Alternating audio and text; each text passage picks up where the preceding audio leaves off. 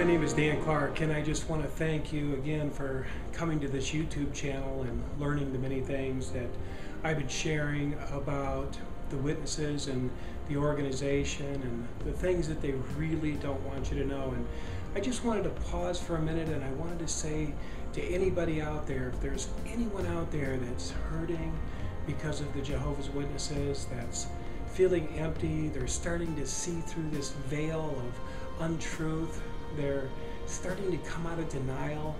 That's what I call it. I notice most people deny reality. They just make excuses for the organization and they continue to go along. But there comes a certain point in people's lives, I believe, where we're ready to come out of denial. We're ready to come out and say, this is not the truth.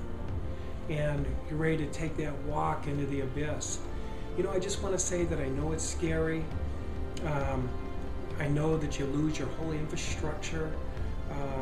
The Jehovah's Witnesses for me was like everything. It was the table with the legs. It was my whole life.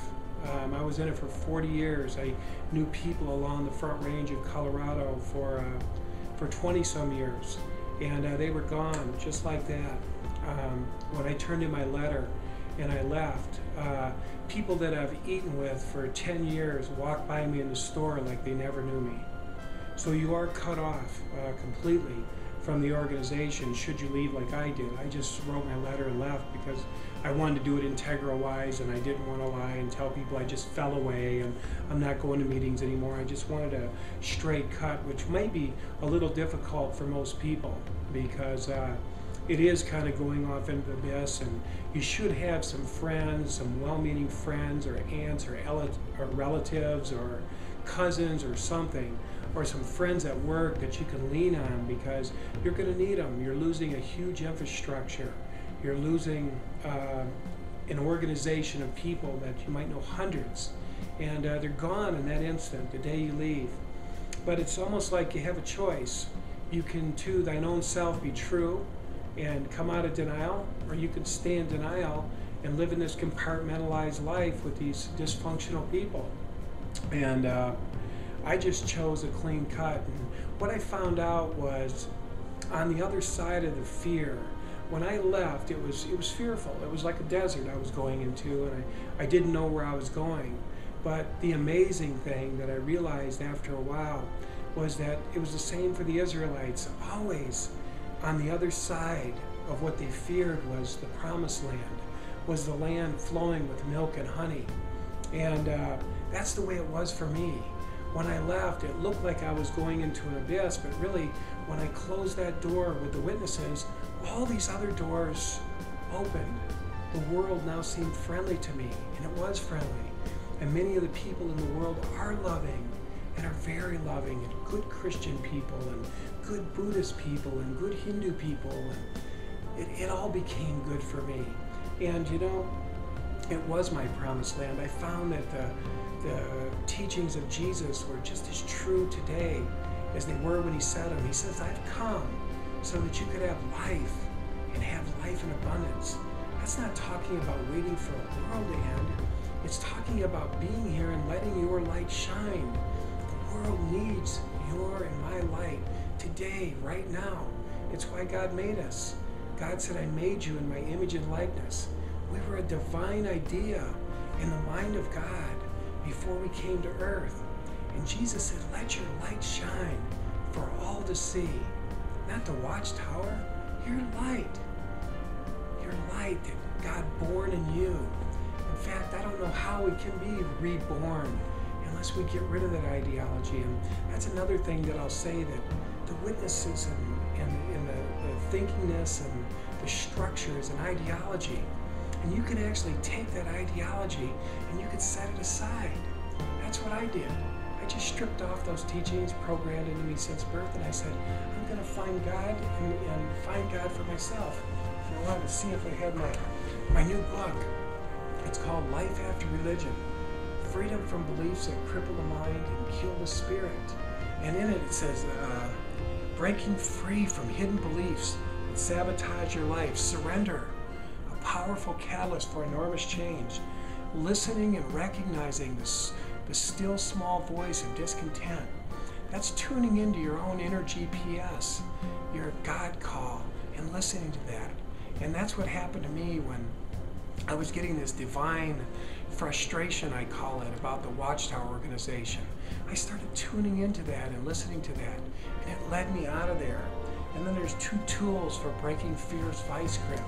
How I called upon courage, and courage came to me and gave me the courage to walk away. It was the most wonderful experience, and I truly do feel I've been reborn, and God has been reborn in me, and it's been a wonderful experience. And since I've left, you know what? I've built a company, financially independent. I've painted. I never had a painting lesson in my life. If you look at my website, www.lifeafterreligion, or I'm sorry, DanielLClark.com, you'll see some beautiful paintings that I did, never having a lesson. It was just a gift right from the Spirit after a prayer that I had, this prayer and this surrendered state that I got into. Anyway, I just want to tell you that outside, where it looks like a desert, there's really freedom and peace and liberation that you've never experienced, and it's just so wonderful. It's a journey that you'll just be glad you took.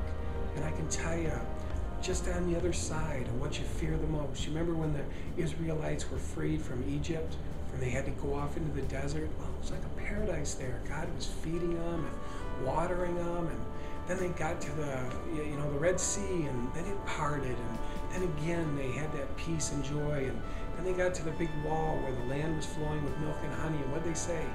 Oh, there's giants over there. We can't go in there, they're too big. But where was the milk and honey? It was right beyond what they feared the most.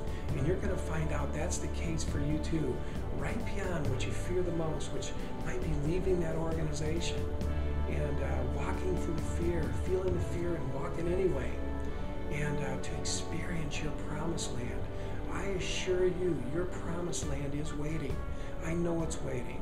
Mine is waiting. In just a little time, I found the wife of my dreams. I stumbled around a little bit when I got out there, made a few mistakes, as you'll read in my book, Life After Religion.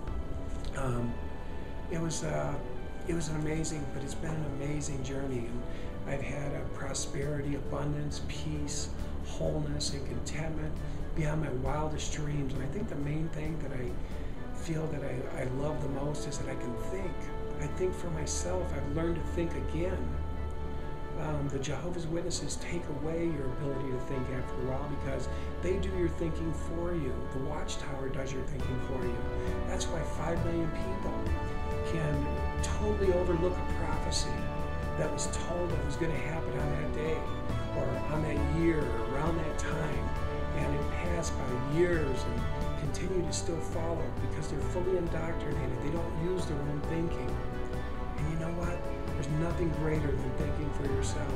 And there's nothing better than living from that God within and having that connectivity in that direction. And you have that, and you'll have that if you walk from that organization. So I just wish you the best, and I just want to tell you, and just that's what I want to encourage you. I left, and since I've been an author, I've had so many blessings, I can't even count them. It's been amazing. I live in the home that I want to live in. I have the life that I want to live. Wonderful children that I've gotten out of that organization that are totally free and liberated. They're the most beautiful, loving kids. They just operate with that God love flowing right through them, right to everyone they meet. They're not judgmental. They're not walking around saying we're right and everybody's wrong. Almost everybody that sees my kids says they're some of the most beautiful kids they've ever seen. And I don't say that just as a parent. Other people say that. They say, wow, those kids are different because they're liberated, they're free, they think for themselves. They're not weighed down by religious negative ideology and shame. Jehovah only wants your best, that's it. You know, they don't have all that. They don't live without Christmas and birthdays, and you know, they have all those things. They're celebrated. Their life is worth celebrating. Yet they're wonderful people, and you're wonderful people. And when you get out into the world, you'll see that a lot of people in the world are wonderful people, and that they love you and they care for you. more than you'll ever know.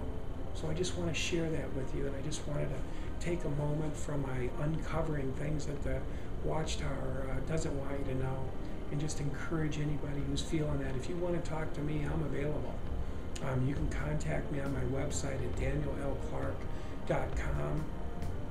I think that's the only one I have. You can also go to lifeafterreligion.com, and I believe you can fill out a thing for my newsletter and contact me that way. I'd love to help you and encourage you in any way that you have. You might even have some hooks in you, some things that are kind of still hanging in there that you need to take a look at. You need to pull up and take a look at and dissect. Put a big light on them, no matter what it is, like the blood thing. Put a big light on it. Let's look at this really close so you can get that hook out of you and be totally free. It's wonderful to be totally free. So anyway, that's it for now, and I just want to thank you.